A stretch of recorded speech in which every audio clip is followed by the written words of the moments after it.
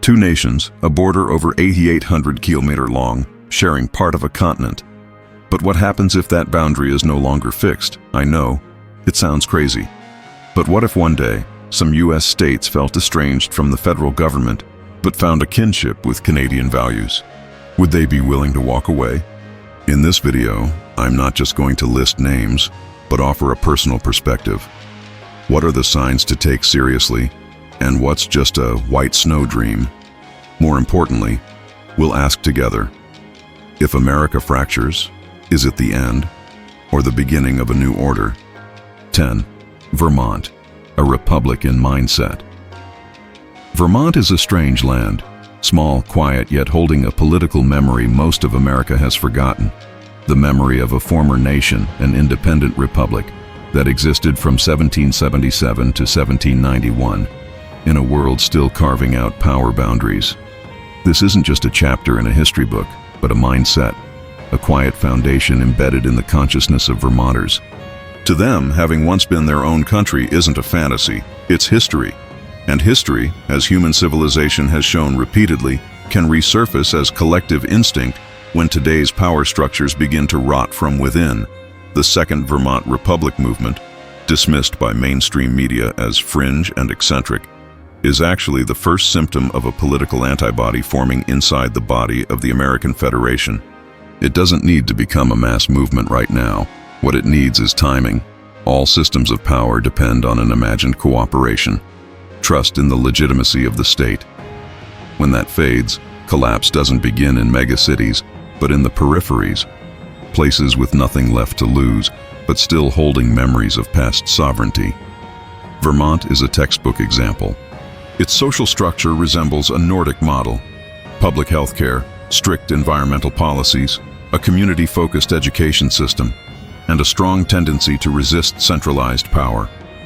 In a world where Washington is increasingly seen as the epicenter of chaos, political polarization, erratic policymaking, and public disillusionment, Canada emerges as the opposite: stable, measured, and consensual. I'm not saying Vermonters will rise up tomorrow to join Canada. I'm saying that if a nationwide crisis hits, something deeper and longer lasting than the 2008 financial crash, Vermont could be the first to break the status quo, not out of hatred for America, but because the memory of independence never fully died. In a world where soft power is fading and only coercive structures remain, any place that retains a sense of autonomy becomes a seed for transformation. Vermont, in my view, is that seed. And if the first glass cracks, the domino effect could spread far wider than most expect. Vermont isn't just a state, it's a reminder that within every great system, there lives an old memory. And that memory, when given the chance, can rewrite the present. 9. Maine.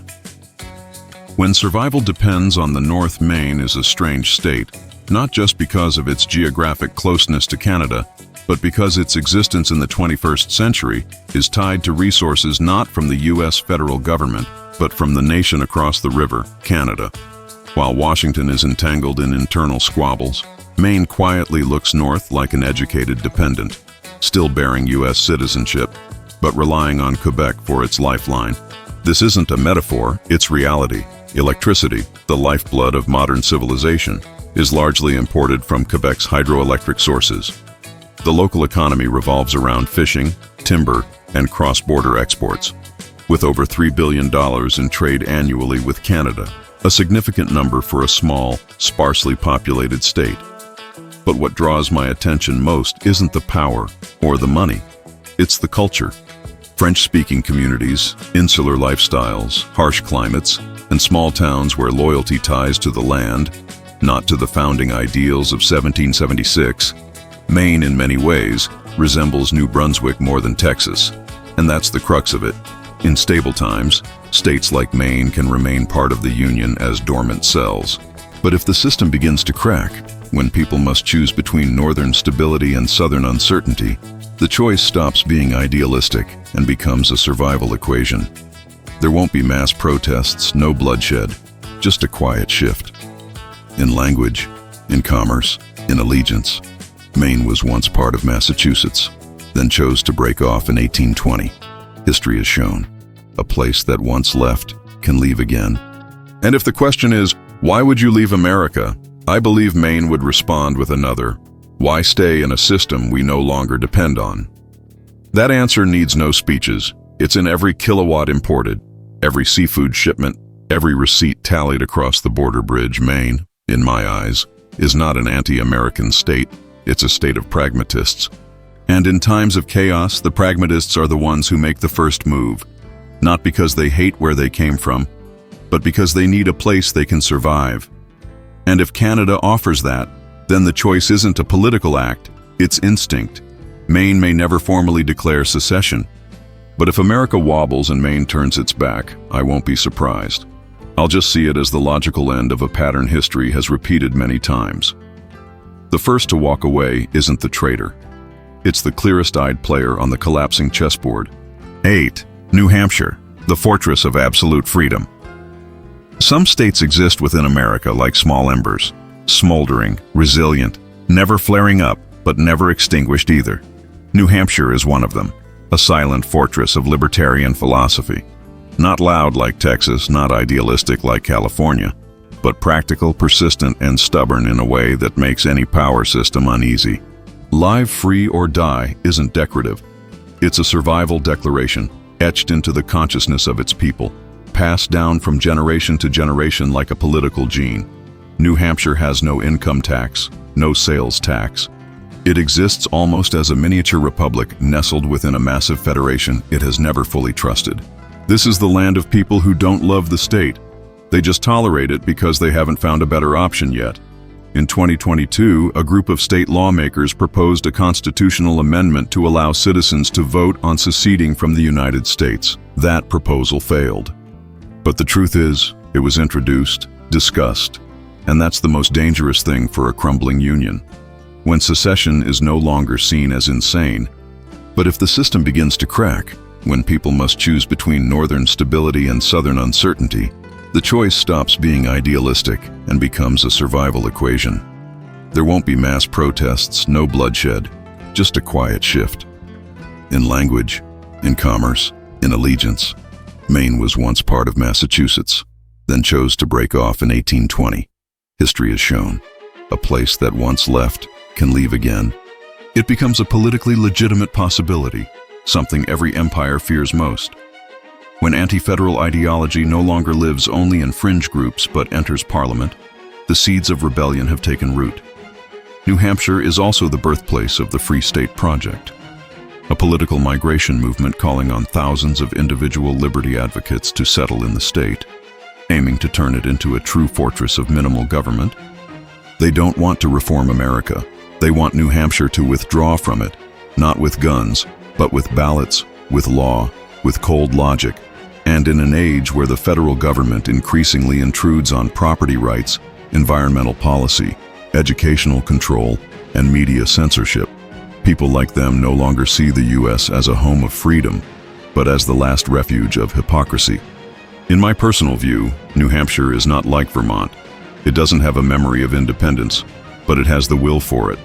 It doesn't need the past to justify the future. It only needs a rational reason, a national crisis, to ask itself, are we still a state, or have we become a hostage? And when the answer leans toward the latter, withdrawal won't be resistance. It will be self-rescue. New Hampshire doesn't need Canada. It's not like Maine or Michigan, states economically tied to the north. It only needs itself, self-governed, self-reliant, self-determined. If one day the U.S. falls into emergency, division, violence, or credit collapse, I believe New Hampshire won't ask for permission to secede. It will do it like a routine, like withdrawing cash from a bank, like flipping a switch, like rebooting a machine. No emotion, no outrage, simply because they believe a state without freedom has no reason to stay. And if that day comes, don't look for tanks, look for ballots, courts, and quiet citizens, ready to live and die for one word: independence.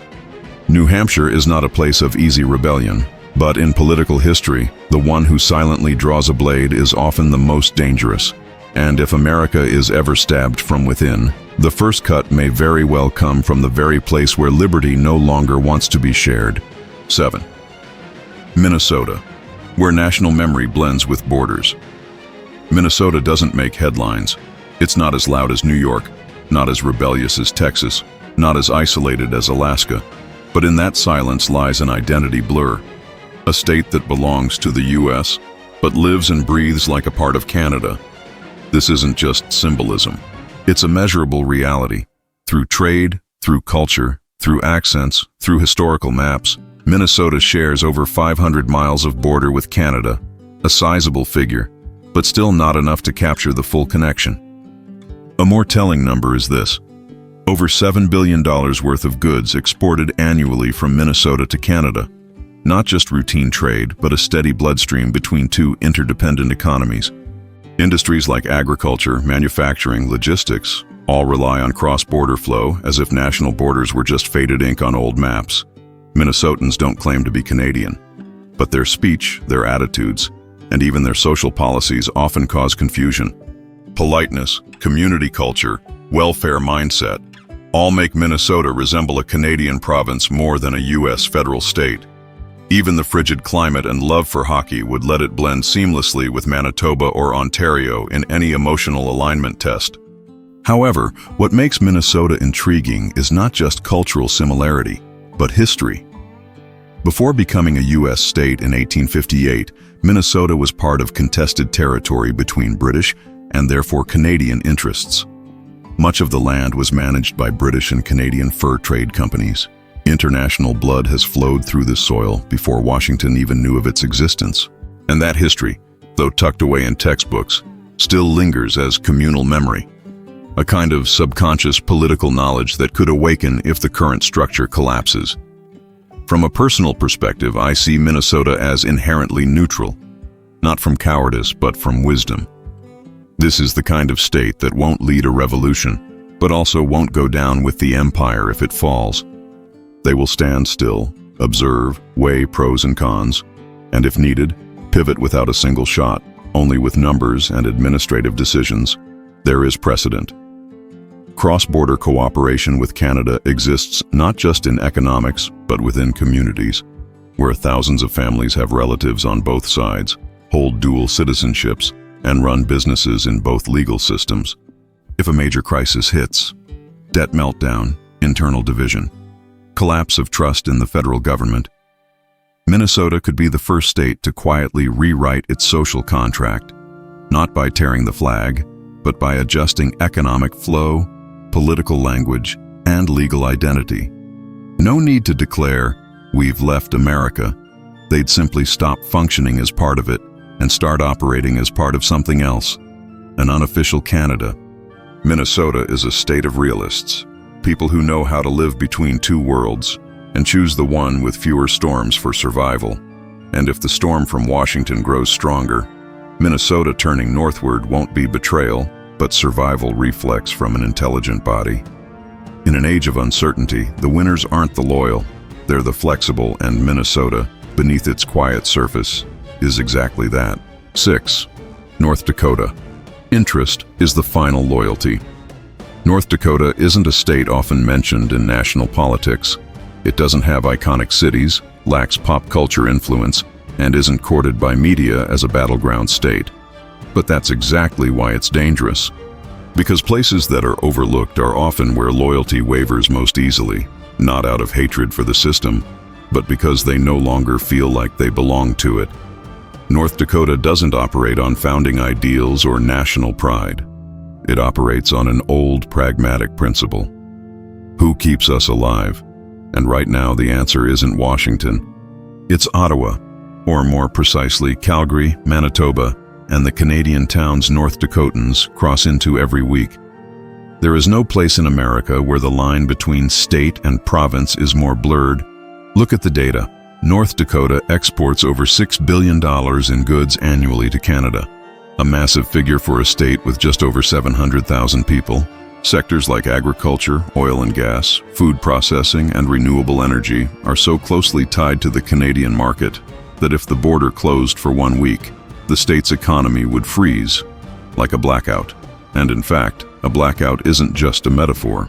Most backup energy sources, auxiliary power grids, and specialized industrial equipment come from the north. A farm in Williston relies on import markets in Alberta. An ethanol plant in Fargo runs on supply chains from Canada.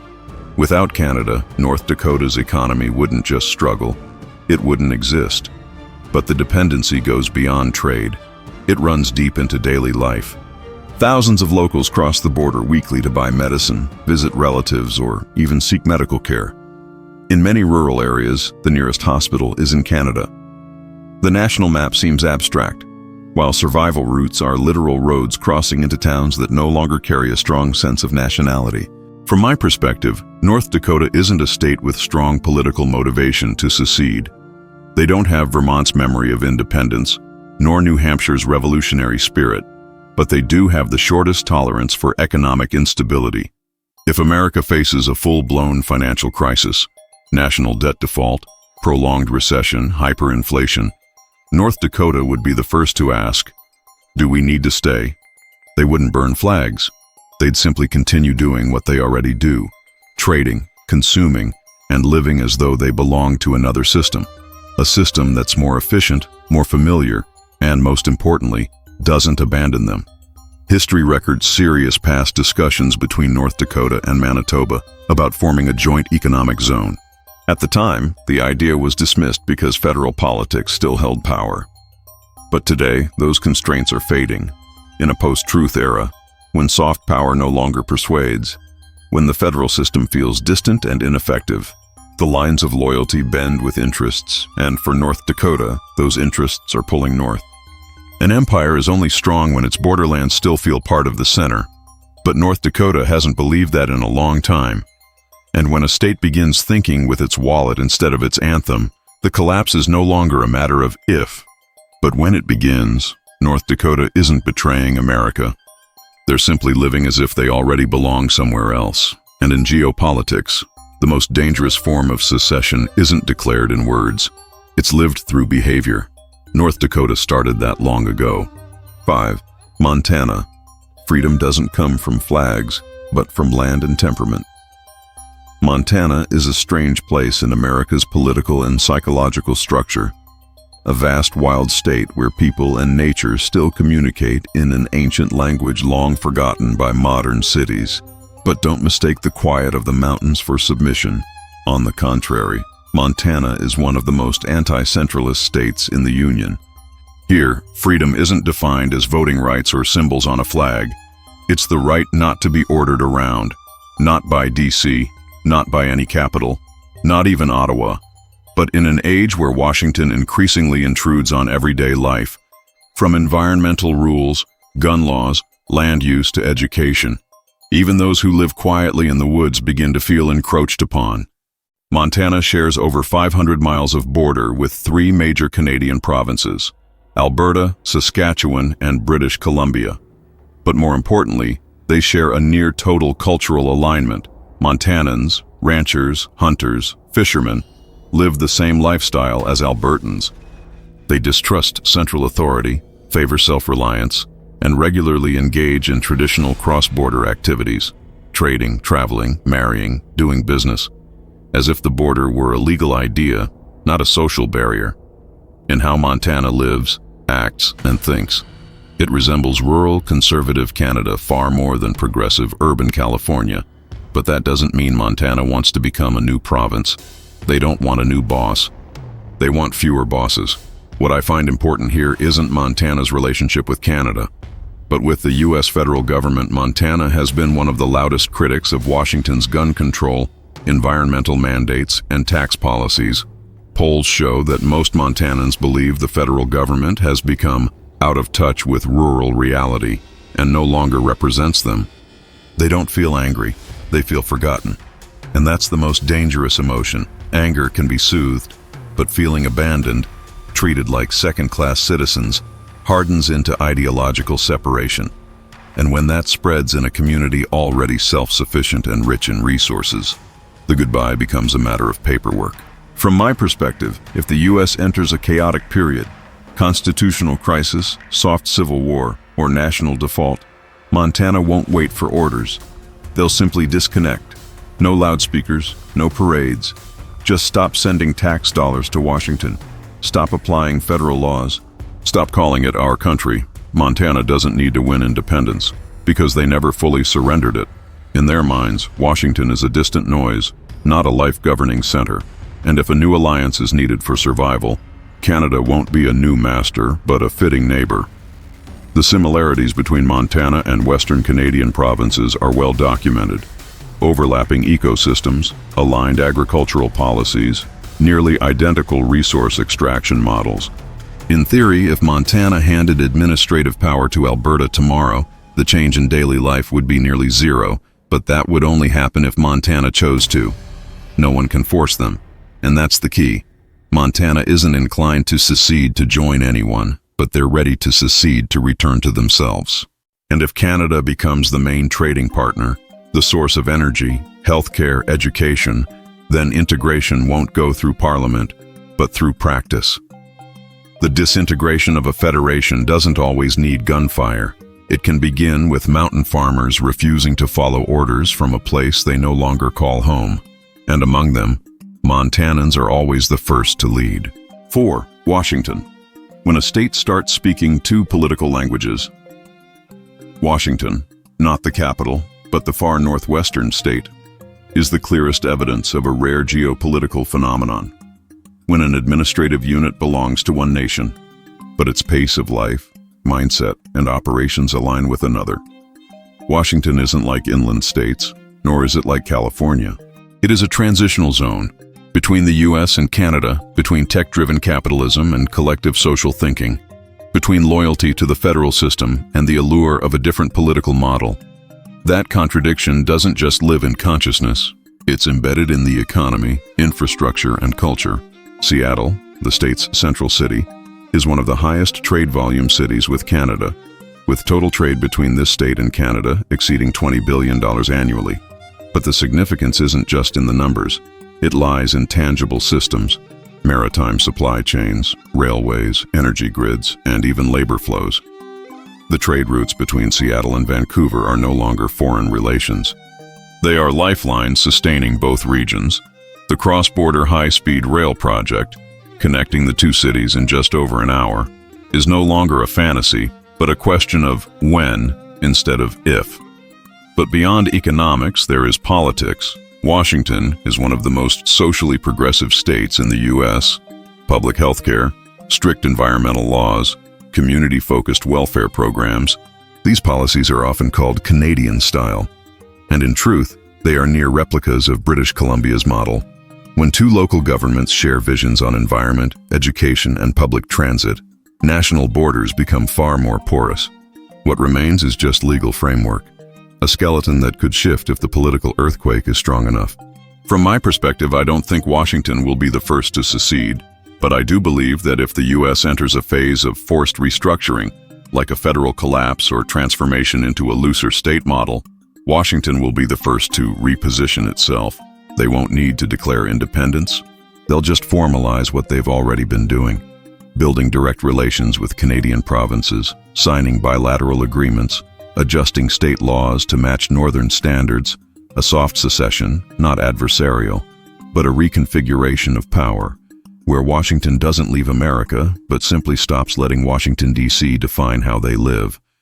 The remarkable part is that Washington has all the assets to function as a semi-independent entity, a strong economy, high education levels, autonomous tech infrastructure, and a society ready to embrace change if it brings stability. They don't live by the founding dream of 1776, but by the reality of 2025, where efficiency matters more than symbolism. In the postmodern world, power doesn't lie in who holds the flag, but in who controls infrastructure, technology, and capital flows. If one day Canada proposed forming a North Pacific Cooperation Zone, where British Columbia, Washington, and Oregon operate as an integrated economic bloc, I believe most Washingtonians wouldn't resist. They would see it as a natural evolution, because in reality, they've already been there for quite some time. And if America continues drowning in political conflict, cultural polarization, and institutional paralysis, Washington's gradual withdrawal from the federal chessboard won't be betrayal. It will be self-defense. History doesn't always change through revolution. Sometimes it shifts when a state decides it can do better. Without waiting for the center, Washington, by every metric, is ready to do exactly that. 3. Oregon, when the political map no longer matches administrative geography. Oregon is a state marked by internal fracture, not at its borders, but within its core, a state split in two by opposing souls: the liberal, progressive, globalized western coast, and the conservative, traditional, secessionist eastern interior. Within Oregon lies a quiet war between two worlds under one name. And when a polity no longer shares a unified ideology, it doesn't need external forces to fall apart. It will rot from within. Portland, the economic and cultural hub of Oregon, is one of the U.S. cities politically closest to Canada. From environmental protection policies, public education, community health care, to advocacy for the marginalized, every model here reflects more of Vancouver than Houston or Phoenix. The two cities, Portland and Vancouver, Canada, feel like twin pieces of the same cultural puzzle: nature-loving, gun-averse, and civility prioritizing. These values aren't just policy trends, they are identity. And when the identity of a city no longer aligns with the nation it belongs to, the power that nation holds over it becomes an empty shell. On the flip side, Eastern Oregon, with its rural counties, wide lands, sparse population, and conservative culture, has begun to openly admit they no longer feel like Oregonians. The Greater Idaho movement, aiming to shift Eastern Oregon into conservative Idaho, isn't a political joke. It's the voice of the half that's been left behind. But this movement reveals a second, less discussed but potent possibility. If Eastern Oregon wants out, then Western Oregon, especially Portland, has a reason to look northward, where the Canadian model isn't just a dream, but a tangible reality. From my viewpoint, Oregon is the prime example of a state that won't need to leave the U.S. because it will split into two poles on its own. And at that point, the half more ideologically aligned with Canada will have reason to ask, why should we stay in a union where the other half wants the opposite of everything we value? This isn't a question of rebellion. It's a logical calculation by a progressive population trapped in a nation sliding toward extremism and governance breakdown. Furthermore, the economic ties between Oregon and Canada have quietly matured over the years. From seaports, transportation systems, clean energy projects, to educational and healthcare exchanges, everything is already in place so that if needed, Oregon can pivot. Joining Canada doesn't require force or referendums. It can begin with regional alliances, bilateral agreements, fiscal autonomy, and finally, the severing of legal dependency from the federal government. All the tools are ready. Only one thing is missing: a political trigger strong enough. If the U.S. enters a fracture phase, electoral trust breakdown, financial collapse, or prolonged unrest, Oregon won't fire the first shot. But it could be the first to split itself, and from there, one part may drift northward, not as an annexed province, but as a territory rediscovering itself within a more compatible political order. History doesn't always follow clear borders. Sometimes separation happens in silence, when a region no longer feels it belongs to the old regime. Oregon, especially Western Oregon, could become the first territory to secede from a state before seceding from a nation. And that, in geopolitical logic, is the first step toward total transformation. 2. Alaska, the final frontier, or the first territory to leave the map. Alaska is America's greatest paradox, a vast, resource-rich state, strategic in both military and climate terms, yet completely disconnected from the rest of the Union. On the map, Alaska looks like an appendage, connected to America by a thin legal thread, not by geography, culture, or sentiment. It's called the final frontier, but if you look deeper into its operational structure, you'll see. Alaska has long functioned as a semi-independent entity, and in an age where central crisis becomes more visible, the place most used to isolation is the one most prepared to leave freely. First, it's important to understand this. Alaska wasn't born of America. It was once Russian territory, acquired in a deal many at the time called madness. But after decades, it was America that realized this land isn't easy to tame. There is no seamless transportation network linking it to the continental mainland, no political ecosystem that mirrors the other 48 states, and most notably, No sense that Washington understands or even cares about what happens in this distant northern corner. The feeling of abandonment in Alaska isn't a product of rhetoric, it's daily reality. When gas prices rise in Florida, people complain. When supply ships are delayed in Alaska, people hunt, build, and sometimes cut off from the rest of the world. This is a land where self-reliance isn't a choice, it's survival. But what makes Alaska an ideal candidate for departure isn't just geography, it's systemic design, logistics, healthcare, energy security, and especially military defense are all built on deep cooperation with Canada, the NORAD air defense system, which integrates U.S. and Canadian forces to protect North American airspace, has its command center right in Alaska. In strategic scenarios, U.S. forces here operate with Canada before they operate with the rest of their own country, meaning if there's a nationwide instability, civil conflict, federal paralysis, Alaska still maintains a military, economic, and civil cooperation channel independent of Washington. And that's the ultimate threat to any central power system, when a territory doesn't need rescue to survive. From my perspective, I believe Alaska is the state most capable of functioning as an independent nation or an autonomous partner in a northern alliance, not because they want to rebel, but because they have everything they need to live without the rest. Oil, fisheries, minerals, land, strategic seaways, a population accustomed to harsh conditions, and most importantly, a mindset that always saw itself as something else. In Alaska, no one feels like they're a natural extension of Texas, Florida, or Massachusetts. They feel closer to the Arctic, and in many cases, closer to Vancouver or even Scandinavia than to Los Angeles. And if a national crisis strikes, a fiscal collapse, widespread unrest, or a federal government losing control, Alaska won't wait for instructions. They've long been used to making decisions on their own. What they need is just a legal corridor, or a power vacuum, to formalize what they've long prepared for, living as an entity that doesn't depend. And if Canada, acting as a natural geographic, strategic, and energy ally, extends an invitation, the integration won't be occupation, it will be mutual agreement. Alaska doesn't need to leave America in blood. They only need to wait for America to retreat from them. And at that point, they don't have to walk away. They simply have to stand still and let history take them to where they've always belonged. Full autonomy, a nation within a nation, an empire outside the empire.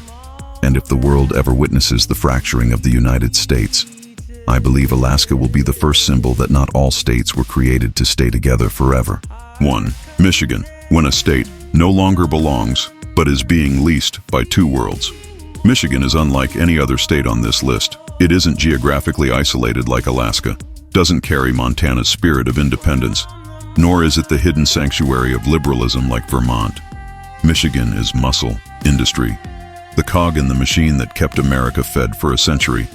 But precisely because of that, it's also the state most likely to be pulled toward whichever side is willing to pay more to keep the engine running.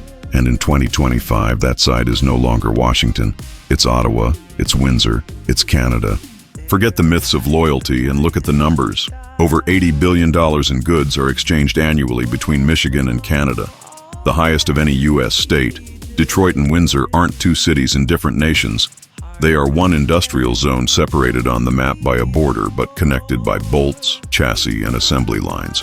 Some car models are assembled with parts from both sides, moving back and forth across the Ambassador Bridge as if the border were just a toll booth in the middle of a giant factory. Without Canada, Michigan's supply chain collapses. Without power from Ontario, parts of the state go dark. Without northern imports, auto plants shut down, workers are laid off, state budgets dry up. But the more dangerous part is that this has become normal. When a state depends more on a neighboring nation than its own, the concept of belonging is distorted. Michigan is no longer embedded in America as an internal limb. It exists in America like a major corporation headquartered in a union. And if that union stops delivering returns, it will restructure. Michigan's history makes it even harder to predict. After the Toledo War with Ohio in the 19th century, there was a time when some local groups in Michigan proposed joining Canada, feeling betrayed and mistreated by the federal government. That idea never materialized, but it never fully disappeared either. And now, in a world where globalized economics far outpace geographic borders, what was once a ridiculous fantasy is becoming a viable logic. From my point of view, Michigan is a loyal state, but loyal to interest. They aren't driven by radical politics, don't harbor anti-federalist ideology like mountain states, and don't dream of sovereignty as a cultural mission. They are simply pragmatic. They are the mechanics of the system, and mechanics always know. If the assembly line stops working, you look for a new factory. And if Washington fails to keep the system running, fails to fund infrastructure, support industry, or maintain supply chains, then Michigan residents won't burn the flag. They'll simply stop investing in it. Michigan is where nationhood is defined by efficiency. No blind loyalty, only performance. And if one day Canada proposes a North American manufacturing alliance, where Windsor and Detroit operate under shared legal systems, seamless supply chains, and dual-standard factory codes, I believe many in Michigan will sign the deal before asking what Washington thinks. They won't need to secede. They'll just keep doing what they've done for decades, operating as if the border doesn't exist. And once reality surpasses the map, all that's left is formal recognition. In the power games of the 21st century, it's not who has the bigger army that wins. It's who controls the supply chain. And if Canada knows this first, Michigan will be the prize that doesn't need to be conquered, only kept running. The United States, a social contract with an expiration date. Looking back at the 10 states we've just analyzed, one undeniable truth emerges. The United States of America, legally, remains intact, but emotionally, economically, culturally, and politically, cracks have appeared, subtle, not enough to cause collapse overnight, but deep enough to send chills through any government still capable of self-awareness. No state has officially seceded. No one has formally left, but that no longer matters. Because when a state begins to behave as though it's no longer part of the nation, then it is the nation itself that's behind in acknowledging reality.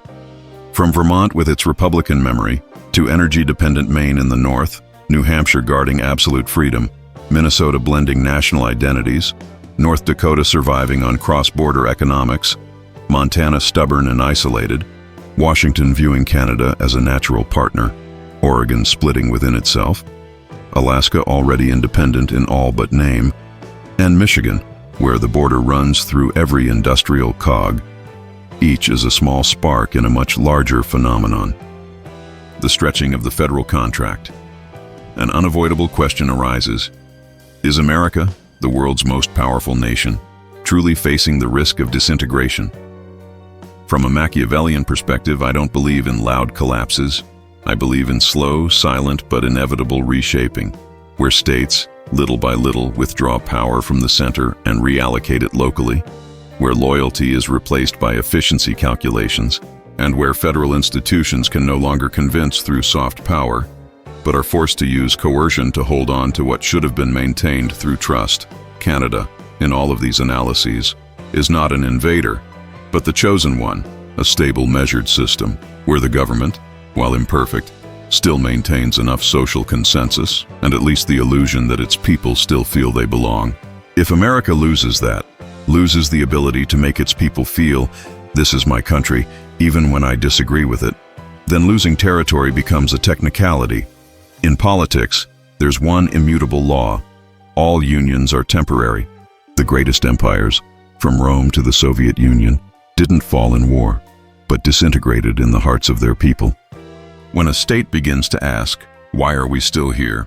The answer from the federal government will matter less than the answer from its local citizens.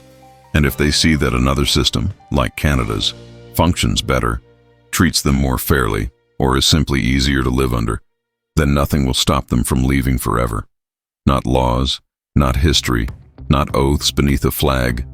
A federation is a concept, a social contract. And a contract, if not renewed by new generations, becomes heritage, not obligation. The question is not whether America will collapse. The question is whether the states within America still want to sign that contract again. And if one day a state puts pen to paper and signs a new agreement with another country, another model, then that will not be a day of betrayal. It will be the day truth is acknowledged. If you found this thought-provoking, leave a comment. Which state do you think would leave the US first in a political crisis? And don't forget to like, share, and subscribe so you won't miss the next sharp geopolitical breakdowns.